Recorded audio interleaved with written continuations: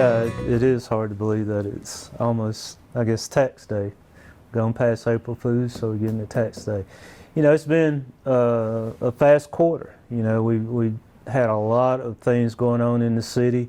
What comes to mind here recently is the opening of the rooftop up on the roof. And we had a chance to visit that last week and meet some folks we hadn't met before. I hadn't met before, the owners out of Atlanta. And we had a very good crowd on Tuesday.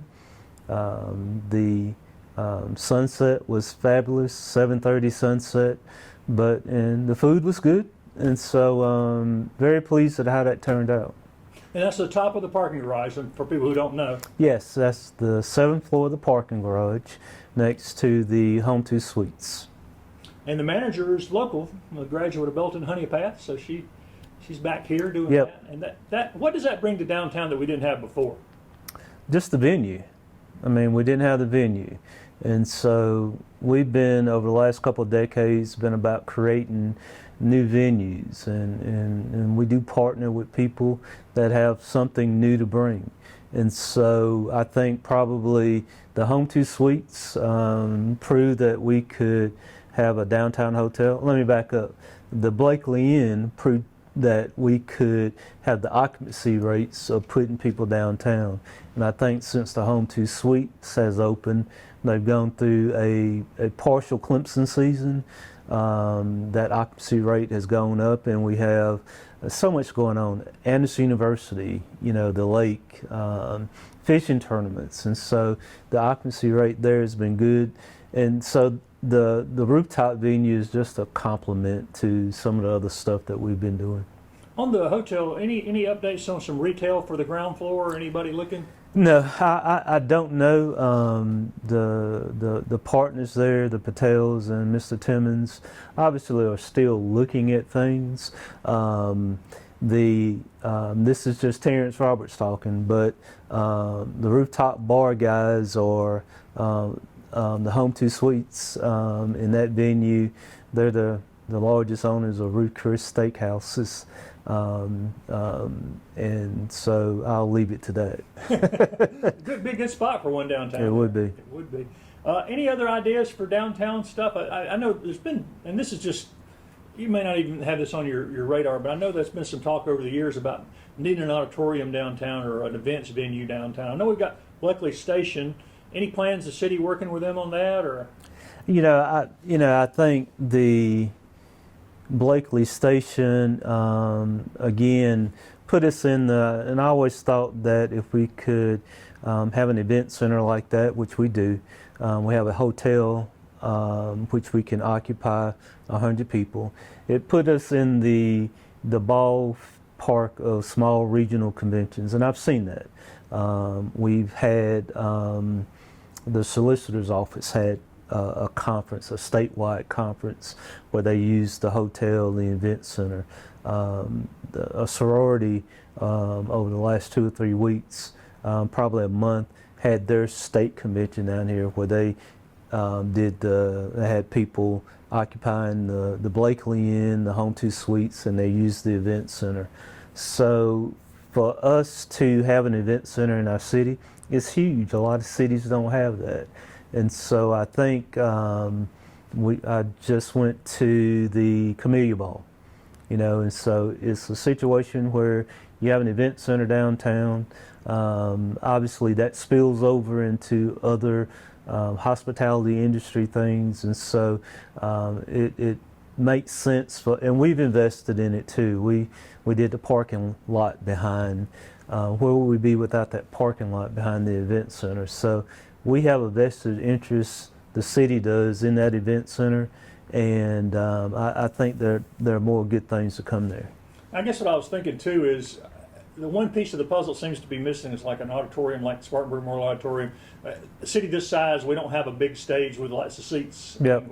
I just wonder if that could be converted to use for that, or if there's some other plans for that. We got some great property right across the road here from City Hall. It is. I mean, the possibilities of having a performing arts center downtown, obviously with some of the legacy partners in the community.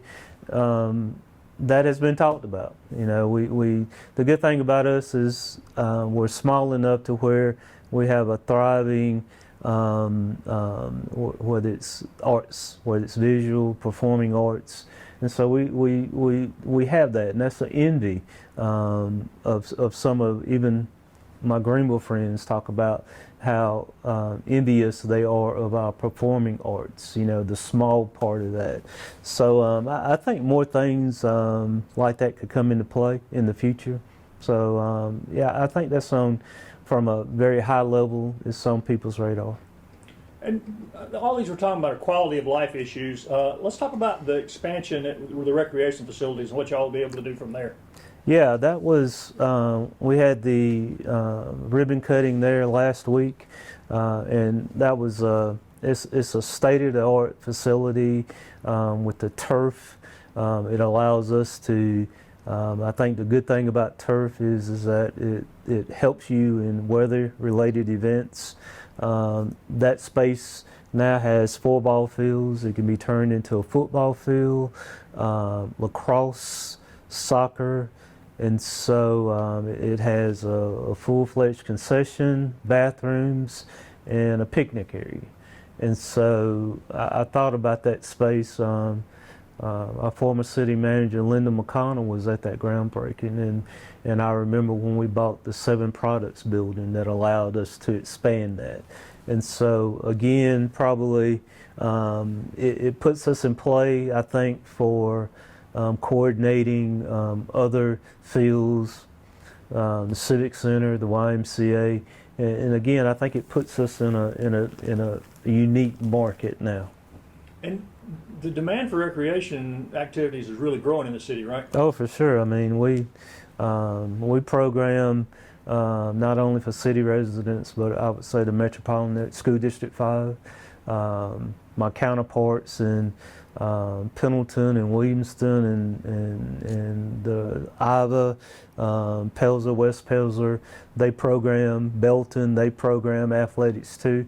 And so athletics is a big thing, and the municipalities have a hospitality tax that's 2% on food and beverages that goes back into quality of life things. So I think that's important. And the rec center where the workout facilities and all are, I know, is it somewhere on the radar down the road to expand on those? We've got a plan for everything. We just don't have enough money sometimes. But I think quite naturally the rec center was open in '06. And hindsight being 2020, it's always 2020, it should have been bigger, because what we see is we program at a very affordable price, and a lot of our programs are geared toward people like me and you with gray hair, the older population.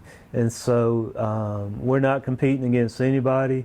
We just have a unique niche, I think, there.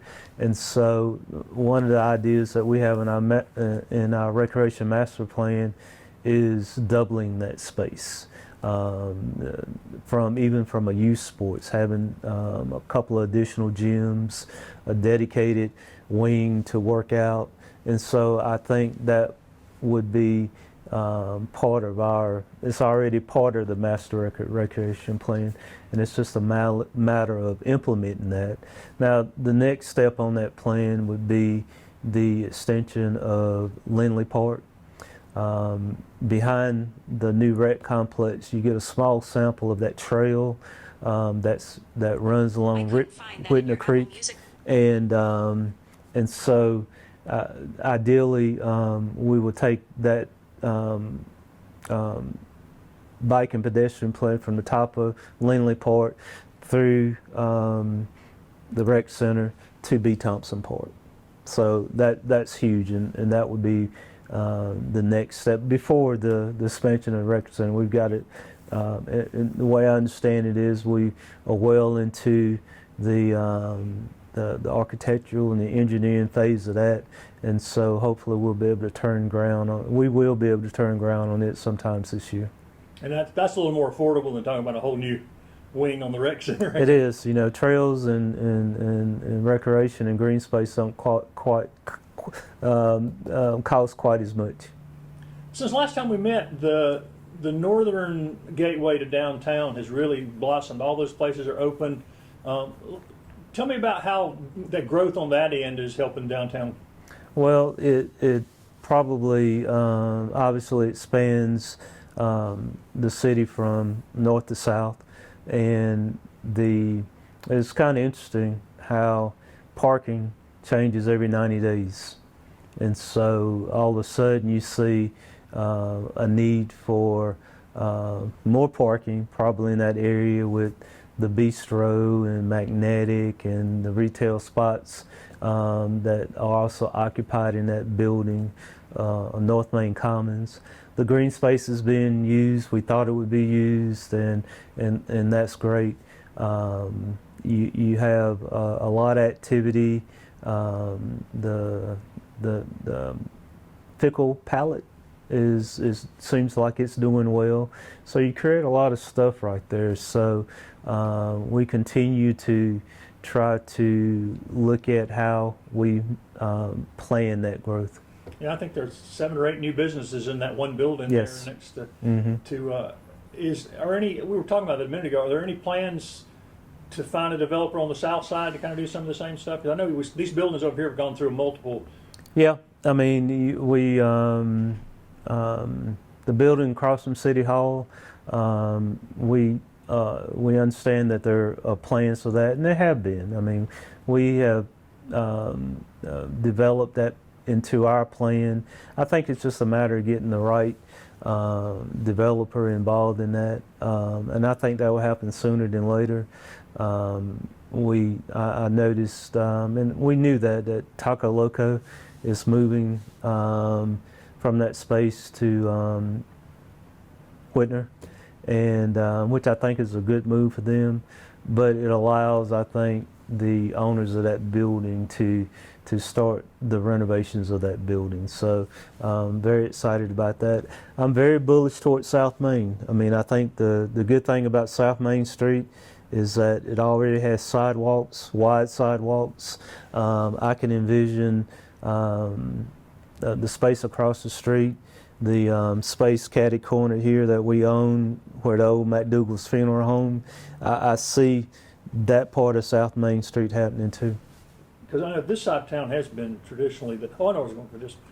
Any plans to do anything at Carolina Wren Park to change anything over there? Or? Not really. You know, we when the park was built, we thought that it needed to be more than just a park. You know, when you look at the things that are programmed there, from music to plays to the splash pad to the ice rink to Wren Pavilion where it can be rented out, I think it is probably one of the things that were the catalyst of just the rec space, the quality of life things. So I don't see that. There are a lot of things probably we toyed around with the idea of having a covered stage at some point, but I don't know if that's in the plans right now. And a lot of people forget the city is a partner with Kids Venture too, and that's continuing to Yes. see a lot of use and a lot of growth. Yeah, the city, we partner with our county partners from the recreation piece of the Civic Center. And we have a dedicated revenue stream that goes to that facility because, you know, we can't have enough ball fields and recreation activities, and we partner with Kid Venture. I like the things that the county has done to the amphitheater. I think that can be one of the things that we can take advantage of as a community. Thinking about the Civic Center, we are tying in to the East-West Parkway, the bike and pedestrian trails. We finally got the bridges, the 3 bridges, one on the East-West Park side and the other one off of in the mall area that leads back to the mall, the ANMED area that leads back to their pond on their facility. Palm Springs Road, that one. Yes, and so you know, when Those tracks are already getting a lot of use. yeah, I mean, I look at it a lot. I go by, and I think they will just continue to be used, and so I'm very excited about that. Any other economic plans for the next few months going through the summer that y'all got in the works, or? You know, it seems like there is always, more so than a decade ago, there's several different projects that are in the early stages of development. One I think I can mention that is public is the redevelopment of the McDuffie Street and what is that, Whitner, across from Generator Park, and some developers out of Greenville are talking about, you know, a mixed use, maybe some type of residential type of performance there, and so that ends up, you know, I think Battle Cat kind of anchored that spot, and so if we can get that spot done, that will be huge, and that'll be another thing that we can point our finger to that kind of stimulates the central business district. I've seen some of the plans for those. They look pretty dramatically exciting for the kind of thing, mixed retail living and recreational space. Recreational, another brewery possibly. So you know, speaking of brewery, but I am very pleased. I like the bistro. I like the Common House. Just a very It's always full. Full. I think now, to my count, we might have 5 coffee shops downtown, and I remember somebody telling me one time that you have a thriving downtown if you have more than 3, and so we've got more than 3 now, and so I think if you hadn't been there, it's full. The interior work they did is absolutely fantastic, and so I'm excited about that too. One of the big things coming up, obviously, is the soiree. Yep. Any news from the soiree this year that people want to?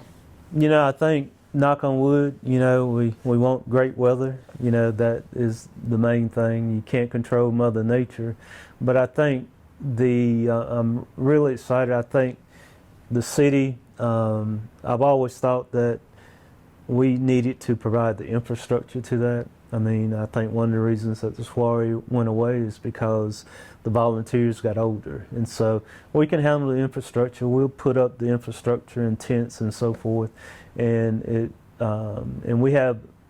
I'm very tickled that we have a group of young volunteers that have taken on this project, and it looks like the second year there's no let up. And so I think we learned, the soiree committee learned last year from some of the things that you have to tweak to make them better. And so I think that we'll have a good soiree. And you have young city leadership working with them too. That's something that's different than we've had in decades. It is. Gone by. It is. Some of the young folks, they're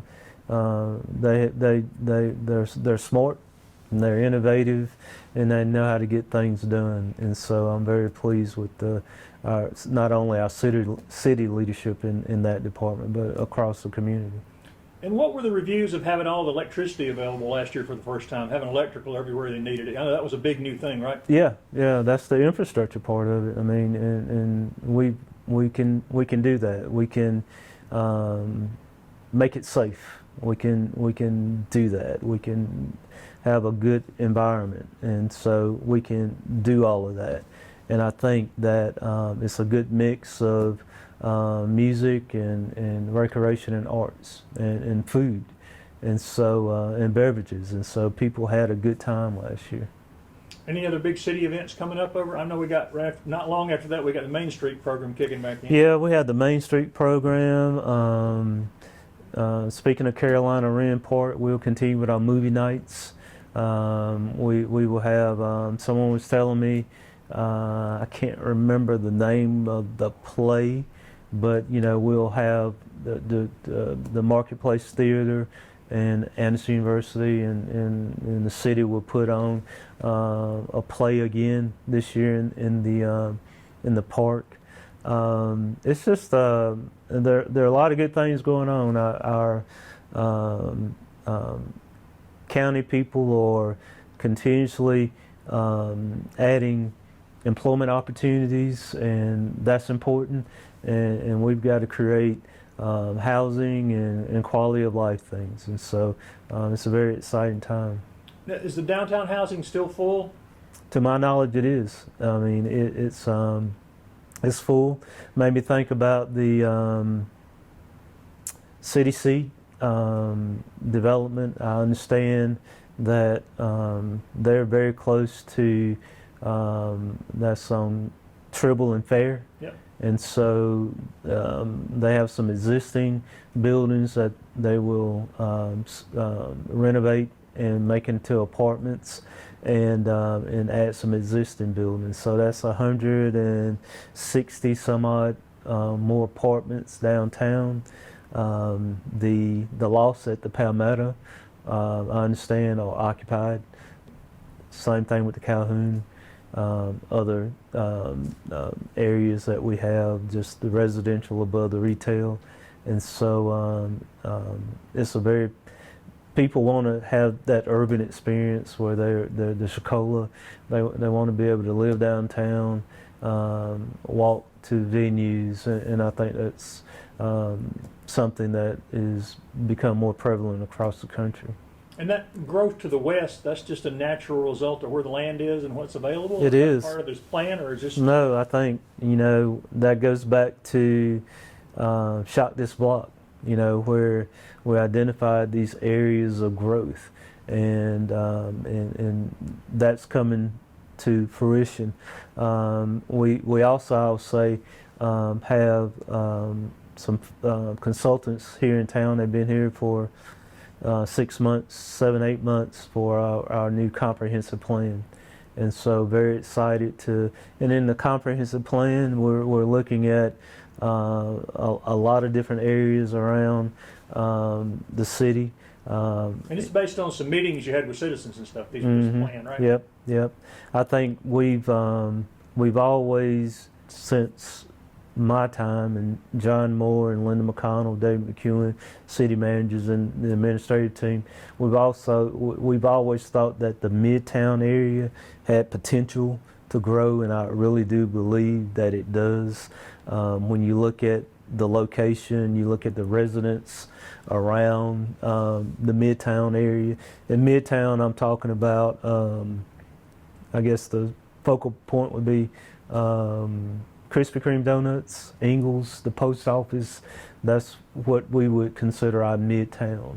And so I can see that area taking root in our community just because of there are more houses, there are more residential housing, and we've got a builder that's building some infill residential right in that area. So I think there's some good things that'll come out of that Midtown project. There's room to grow there too. Oh, for sure. Yeah, there's room to grow. Anything else people need to be updated on the city of Anderson? Just a lot going on. Summer? Yeah, a lot going on. People continue to move here for quality of life issues. We have a good climate. We've got employment opportunities, various housing opportunities, employment opportunities. We're connected to Anderson University and Clemson University, and we just so happen to be adjacent to the biggest recreational lake in the region. And so I think the city and the county will continue to grow. I think we have to make sure that we manage that growth to where we want it to be what we want in Anderson.